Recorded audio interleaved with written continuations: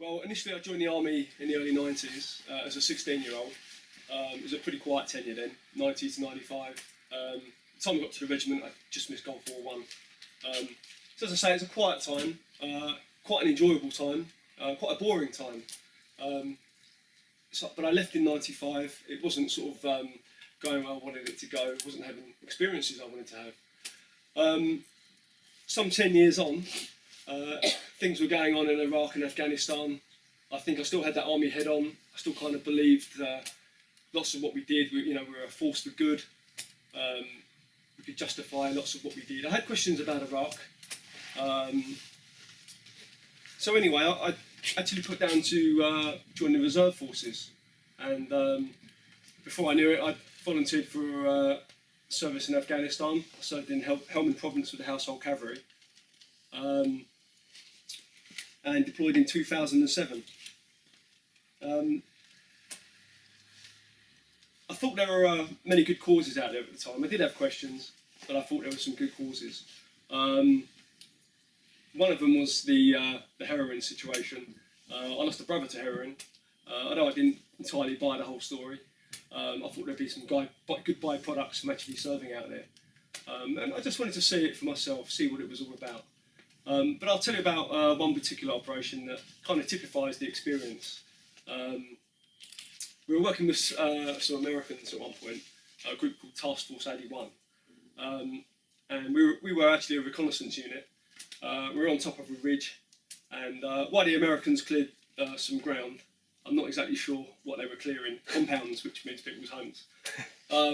So they were doing their thing. We was up there for quite a few days. There was a lot going on. Very unclear what was actually going on, but they were dropping a lot of bombs. We were digging in at one point, the ground was actually shaking. But we were up there on our ridge in our little tanks, blocking position. I think they were trying to flush the Taliban out, that was the story. I was just amazed at the amount of firepower that was being dropped. We were on the edge of a small sort of town, Barber, the place is called. There wasn't a great deal there. I don't know what they were dropping all these bombs on. But there was a lot of money being spent there. Anyway,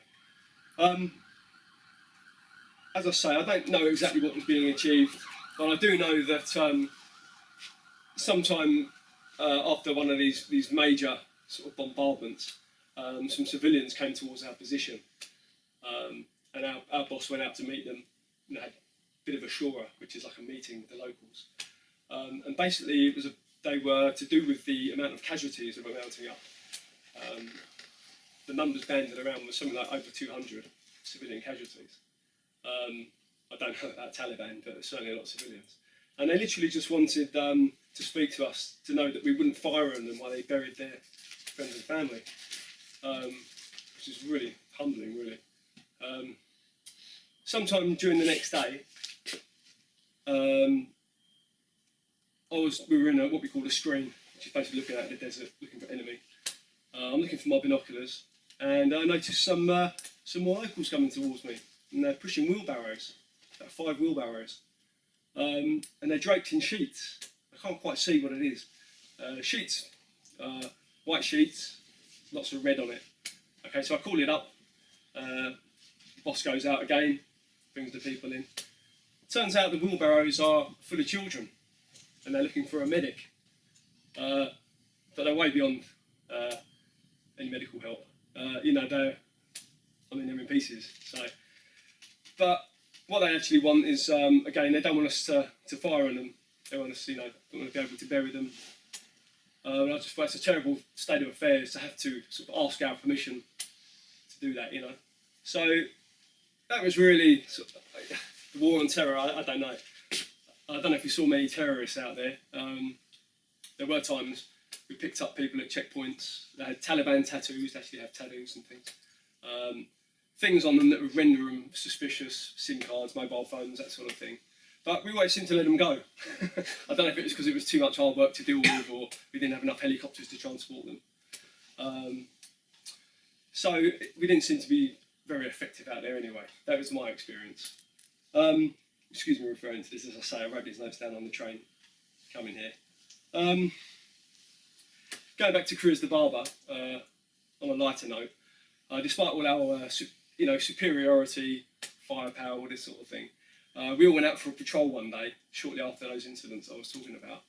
And we came back some hours later, and after all that devastation, the place was called Mobile Hill, where we actually worked at a big communications mast. And after all that firepower, everything that had gone on, we returned back to this location, and the Taliban had walked up and set fire to our phone mast. So, I mean, futile, just ridiculous, really. I'm sure there's noble causes in Afghanistan, but under such a corrupt regime as Karzai, it probably rendered null and void. So I don't know if we're doing any good at all. In fact, I'm sure we're not. I do have some concerns about the technology being used out there. One thing I noticed, we had numerous contacts, came across many IEDs, as I say, called in many airstrikes. When I was actually back in the main camp, Camp Bastion, when we were sort of turning our vehicles around, I was right across from the operating theatre where they used to fly the guys in. But in all that, I never saw a dead or mutilated body. So I actually returned home very detached and affected, relatively unaffected to what a lot of guys experience. And that's a scary thing because UAVs, unmanned aerial vehicles or drones, used extensively. They're on the increase now. And if I can go through that and be relatively unaffected, you've got some guy, he gets up in the morning, kisses his wife and kids, jumps in the car, goes to work on an airbase, sits in a wooden crate, okay, flies a flight simulator, lays some crosshairs on a target, just like playing a computer game, presses a button, wipes out a family somewhere, but the boss slaps him on the back and says that's okay because they're an enemy. Goes back home again and is completely unaffected, and that's got to be wrong. So I think detachment is a very interesting point about the wars that are going on at the moment. As I say, the other three speakers spoke with such aplomb, and Ryan's fantastic. So I apologise for the scrappy nature of my speech. Bro. Thank you for listening. No.